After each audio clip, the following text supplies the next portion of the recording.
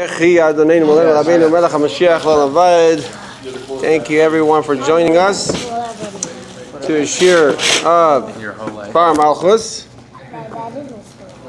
And the sponsor of tonight's shir is Eyal Elkayam from Hollywood. Happens to be my brother. So Hashem Yishmereh v'Yichayehu should be zeichet to see the Rebbe HaMashiach with Klal Yisrael, with all the Yidden, wherever we are, all of the Yidden, all over, wherever they are. Yigula Mitzvah Shlema with his shpacha, out of health and wealth and prosperity and happiness. So this Sikha, this is the first week back after Passover. So God willing, we're going to have a full-fledged group, God willing, I guess, next week. And till then, the Rebbe gave a beautiful, beautiful sikha. This sikha came after the talk. The Rebbe gave Koyach Nisan. And Koyach Nisan, the Rebbe basically said that Nachem the Tzaddik. Yeah, you are. The Rebbe basically said that Geula, redemption, is not a present that Hashem will give us when He will actually do it. It's a responsibility. It's a job that we do, that we fulfill, that we work on during exile, and it's a responsibility of each and every person. The Rebbe said in the Sikha, it's a responsibility of the men, the women, and the children. So, in the Sikha, the Rebbe said that I have done everything to bring Mashiach, I did not succeed, and I'm giving the matter over to you. So people thought that that's it, the Rebbe is putting the towel down. The Rebbe gave up, God forbid. But many more Hasidim thought, obviously that's not the case. The Rebbe is not giving up. They waited for next Shabbos, and boom, the Rebbe gave the next Sikha. The Rebbe said that since we said the responsibility belongs to each and every person, so now we have to explain what we have to do in order to do it, to bring Mashiach. So the Rebbe opens up by saying we have to know what Geula is. This will help us to know what causes Geula to come about, what causes Mashiach to come. If we learn about Geula, we'll know what Geula is, and we'll know what we have to do in order to bring it. And the Rebbe says that in Torah, in Yiddishkeit, in Jewish life, we know that names are very important. Name of everything is very important. When Adam HaRishon, the first man, gave names to all the creatures in the world, he did not gave it randomly or by chance or by Hashgacha Pratis or... No, obviously Hashgacha Pratis, but in other words, it was not random. Adam HaRishon, the first man, knew that the life of anything in the world, even an object, even a stone, depends on the name of that thing. So stone is Evan, Aleph Beis Nun. So the Torah says that the stone nurtures. Stone derives its life from the name Aleph Beis Nun, Evan. Everything, the Aleph Beis was created by Hashem. Letters of the Hebrew Aleph Beis are so important. That's why also, by the way, it's important not to change your name so quick without discussing it with a Rav, with a Beis Din, with people that really know. Some people just randomly, they go ahead and change your name.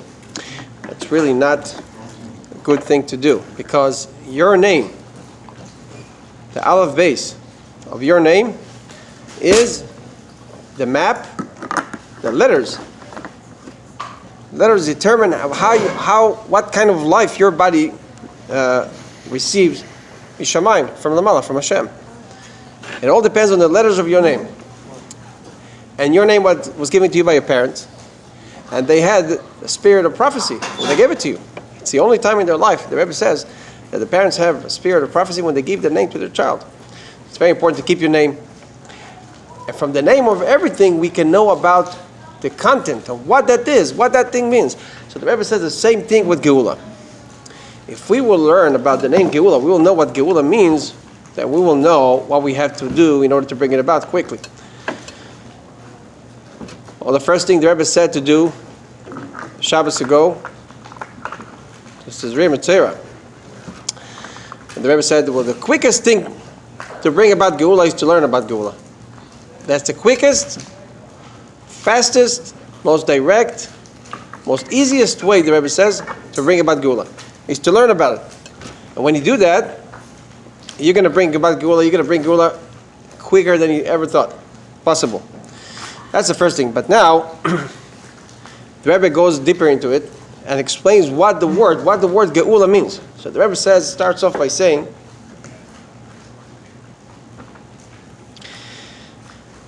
that בקשר מדובר לאחרון הדוס הגאולה האמיתית והשלמה שמחכים לה בכל יום שתבוא בכל יום הפסק דין בהלכה השנדר של האיש יין ביום שיבוא משיח. Anyone who makes a neder, makes a vow not to drink wine when Mashiach comes, he's not allowed to drink wine forever, because every day Mashiach can come. Every day. That shows you, and now more than ever, because the Rebbe said it's happening now, not like 100 years ago or 50 years ago or even 10 years ago.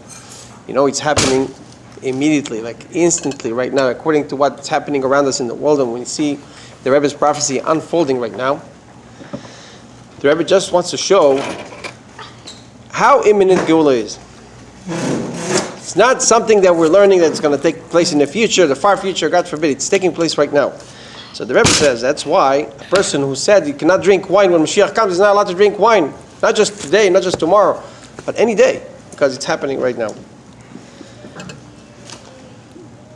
So now the Rebbe starts talking about the word Geula. Geula, we find the word Geula, this is really surprising, like the Rebbe calls it a pele, like a wonderment, like a big wonder, like bigger than a miracle. A pele is bigger than just a nes, a miracle. Pele is like... Isn't pele like something that's shocking? Much, yeah. Also, right. But it's also because it's bigger than a regular miracle. So the Rebbe says we see a very big pillar.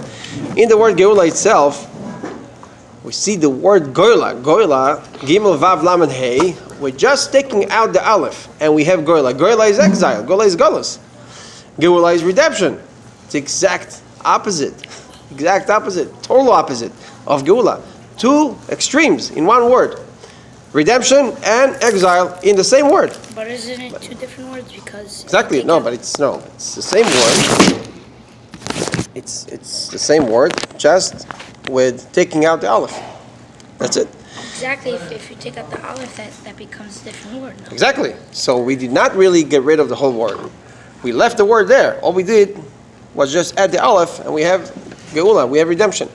The Rebbe says a very big and deep lesson from here. A lot of people think that when Mashiach comes, it'll be like a different world, like different people, different planet, different things. The Rebbe says it's brought down. Even certain rabbis are scared of when Mashiach comes.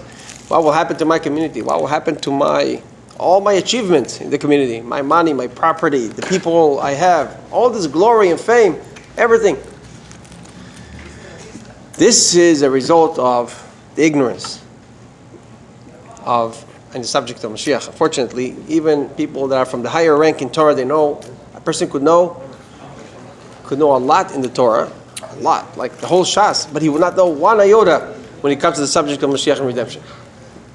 On the other hand, it's also not good just to know about Mashiach and not to know nothing on the other side. You have to know Torah as well. If you just learn Geula Mashiach, that's what they say. Hey, you guys only learn Mashiach. What do you know about this Gemara, that Gemara, Rashi, Tosfos? So we have to learn everything. But the point in the matter is that you have to also know about Geula Mashiach, especially now with the prophet in the generation, the Rebbe, King Mashiach, the leader of our generation, announced 100 times that Mashiach is coming in our time. And it's instant, and it's imminent. So the Rebbe says, but many people are afraid. What will happen? So the Rebbe says, nothing will happen. Things will get much better. Everything will stay the same. That's what the Rambam says. Ein, bein, yemus HaMashiach. There's not a difference between this world. Ben olam hazeh yemus HaMashiach. Ela shibud machlis bilvad. Everything will stay the same. Everything will stay intact. The only thing, everything will be much better. First of all, we'll live forever. The bad, terrorism, all the bad, anything that represents red, anything that represents black, anything that represents death, anything that represents evil will perish. Without any fight, without a bullet in the air, it will just perish on its own. And what will remain is good. All the good will remain. Even the Goyim, even the non-Jews will remain. How long they will remain, that's an argument whether it will be forever or not. But the good of the non-Jews will remain. Even those who were, by misfortune, by misknowledge, they were serving the wrong idolatry or whatever it is, but intrinsically were good people. They were just misinformed. They will also remain. Once they see the truth, everyone will follow the truth. So the world will stay the same. So the Rebbe says, the difference is the Aleph. Like we said before, the only difference between Geula and Galus is Aleph. What is this Aleph? The Rebbe says, if we will learn about this Aleph, we will see everything differently. Literally.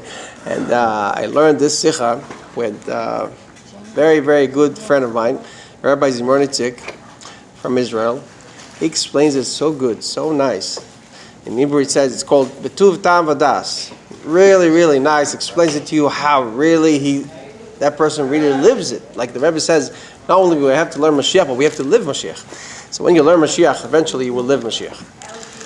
So he goes ahead and explains. That Aleph is like this.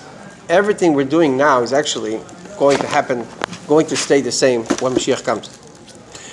But it depends. We see the terminology in Chassidus. It's explained, that through our work now, we are bringing redemption. through our work now. Did you ever see an exhibition like Lag BaOmer? Lag BaOmer, we're going to see a lot of exhibitions, right? Like Lag BaOmer, we're going to stand on the side, we're going to see like parades and parades of hundreds and hundreds of Yidden who pass by with trailers and trucks and tractors and mitzvah mobiles and mitzvah tanks. And each one has a different parade to show, different pictures to show. Everything will stay the same, but Mashiach comes, he says, it'll be a big, long parade of all our achievements during exile. Everything, all the tefillin that we put on people, all the candles that we made, all the girls light, Shabbos candles, they will all show up. Every mitzvah we did, it will show up like a parade, like a Lag BaOmer parade. All the work that we did in order to achieve redemption, in order to achieve Geula, will show up right in front of our eyes. We'll see the result of our actions now, that we're doing now. Now we don't see it. But that's what we're going to see when Mashiach comes. It'll be beautiful. It'll be one long big parade. So if you're using your house now, and you're making your house not just a dwelling, but a dwelling for Hashem. You're buying books. You're learning a little bit in the house. You're opening the book. You're turning your house into Geula. If you're eating now. I can't say I do that all the time. I was eating Borekas while I was learning this. And I said, oh my God, hold on a second, I'm eating Borekas now. I have to turn this into Geula. I have to turn the Borekas into Geula now. My eating into Geula. So if you add the Aleph is not just a letter. Aleph is a situation. Aleph means a condition. I'm turning now this eating that I have now, I'm eating it in order that I should be strong to serve Hashem better. B'simcha. So I just turned this whole meal into Geula. This meal will join the parade, the big Mashiach parade will take place when Mashiach comes. That's exactly what's going to happen. That's how he explains the Sikha. He explains the whole talk. He literally, this person that I learned it with, actually videos of him, of how the Rebbe talks about him. The Rebbe says, where is he? Where is he in the crowd? The Rebbe looks for him. It's called Zimroni Tzik. It's from Israel.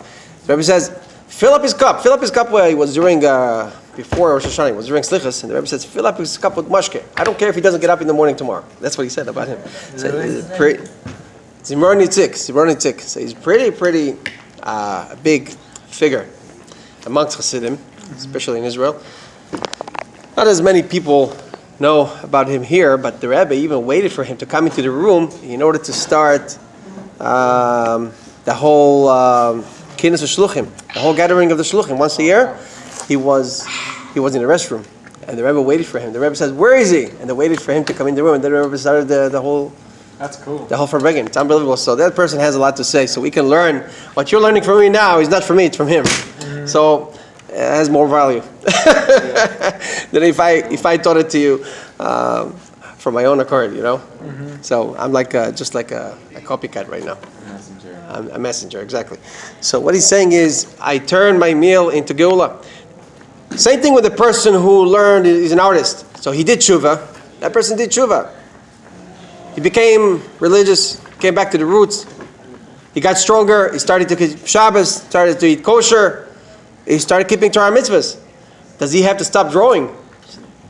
No, the Torah says, no, use your talents. The same talents that Hashem gave you, use them. Just turn the energy towards the right direction, and you'll make it to Geula. You'll make drawing. You'll kosher. You'll draw. You will now start drawing kosher pictures. You took your talent that you had, that Hashem gave you, and Hashem wants you to use that talent. That's why He gave it to you. You can't X out drawing from your life, from your past life. You can't eliminate it and say, oh, this belongs to the past, to the bad, like they say, the good old days. I don't like that. I had to change everything I did. No, those talents you were born with were God given to you. You have to use them, turn them into geula. So now you're going to start drawing the right stuff.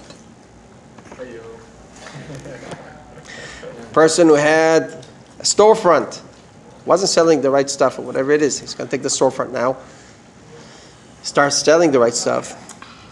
He's going to meet people coming into the store. He's going to start talking to them about Yiddishkeit.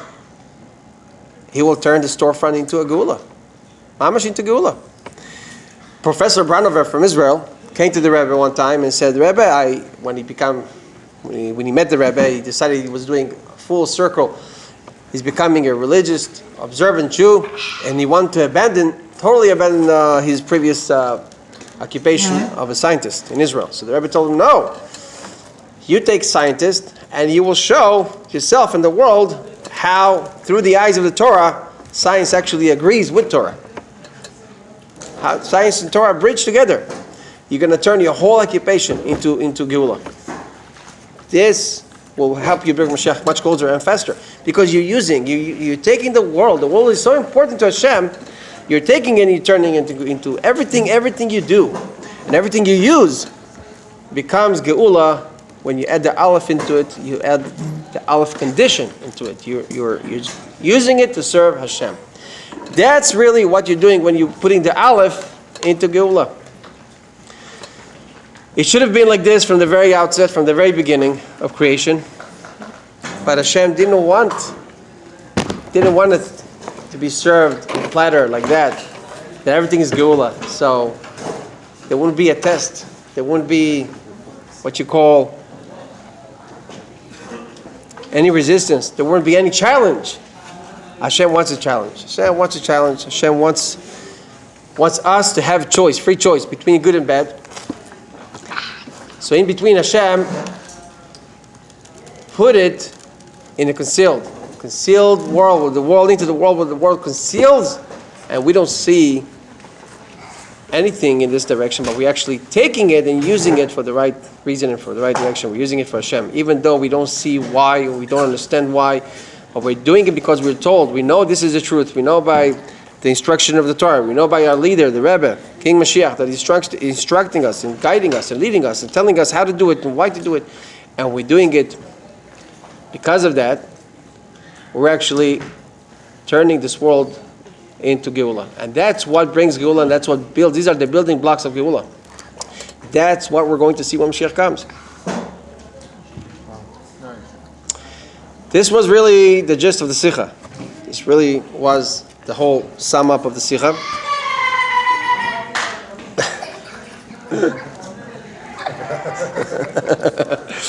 He's got a funny laugh.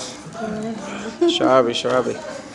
So Then the Rebbe goes on, he connects it to the Sphira, he connects it to his brother of blessed memory, Eyal Elkayam, who also passed away. And the Rebbe connects the whole subject matter to his name, how his name correlates with the whole idea of Geula, with the whole idea of redemption. And another point the Rebbe added over there was about the Goyim. The Rebbe says, when Mashiach comes, Goyim will also learn Torah, not just superficially, but deep subject, deep. The Goyim will actually learn as deep as the Jews. They will learn the secrets of the Torah as well. Yes, the Rebbe says. See, Marina brings down where the pasuk says, the verse. It goes that Vayita Sham Eshel, Vayikra Sham Kel Olam. Vayikra Sham Hashem Kel Olam. That Avraham was learning with the Goyim. He was learning with Arabs, he was learning with different nations that were coming back in the day. They were not just announcing a war yet.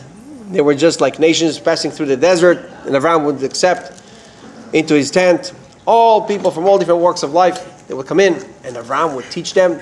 The Rebbe says, Chassidus explains, he did not just teach them Sheva Mitzvahs, yes, not just the 7 laws, but he taught them Torah fully into the deepest levels. Avraham sat down, and a lot of them became converts. Like we see that Kol HaNefesh Sherasu B'Charan, all the souls they made in Haran, says that Sarah Imenu and Avraham, they converted hundreds and thousands of Goyim. Now, why did they actually decide to convert? Not just because of the 7 laws they learned. They learned Torah on the deepest levels. So the Rebbe says, already it happened. It's not like something that's it's something like strange or something that never took place. So when Mashiach comes now, it's going to be a novelty. This took place already in the time of Avraham Avinu. So when Mashiach comes, they will also learn. They will learn, yes, they will learn Chassidus, they will learn everything that we're going to learn, they will learn also. It's an argument whether they will stay, whether they will remain forever as well. That's an argument. But the last thing the Rebbe concluded with was, and this will actually be answered next week's Sikha, is that when Mashiach will come, we call Geula also the second stage of redemption. In other words, the first stage is when Mashiach comes and everything is good and the world continues the way it is. Everything stays the same. But it's going to be in Geula state. You will see the truth. You will see Hashem in everything in an open way. Right now it's hidden. But we'll see it openly. We'll see all our mitzvahs. We'll see everything that we accomplished during exile now. That's the first stage. The second stage will be resurrection of the dead. Are you doing this? Resurrection of the dead. Will be resurrection of the dead. So the Rebbe says that resurrection of the dead is not a natural phenomenon. This is, it's not what the Rambam says, the world will stay the same. This is not the same. This is totally above nature for the dead to resurrect. How will this happen? So the Rebbe says this will be in the second stage of redemption. People will resurrect, will come to life. And a lot of other big miracles will take place. That's the second stage of Geula. So the Rebbe says, we see something wondrous about this. We see that even for the second stage, the Torah still calls it Geula. And according to what we just learned, What is this second stage? Geula is what we do now that brings about redemption. So therefore, there must be something in what we're doing now that will actually enable for the second stage to take place as well. The resurrection of the dead and all those big changes in nature and bigger miracles. So the Rebbe says, what are we doing now that will actually bring about the second stage as well? That's the question the Rebbe is left with, and then the Rebbe actually explains this in next week's Sikha. One point to say that the Rebbe says, the Rebbe ends off with the Mishnah of Rabbi Yehuda Nasi. Rabbi Yehuda says, there's 3 things that you have to look at. Shlosha Dvarim.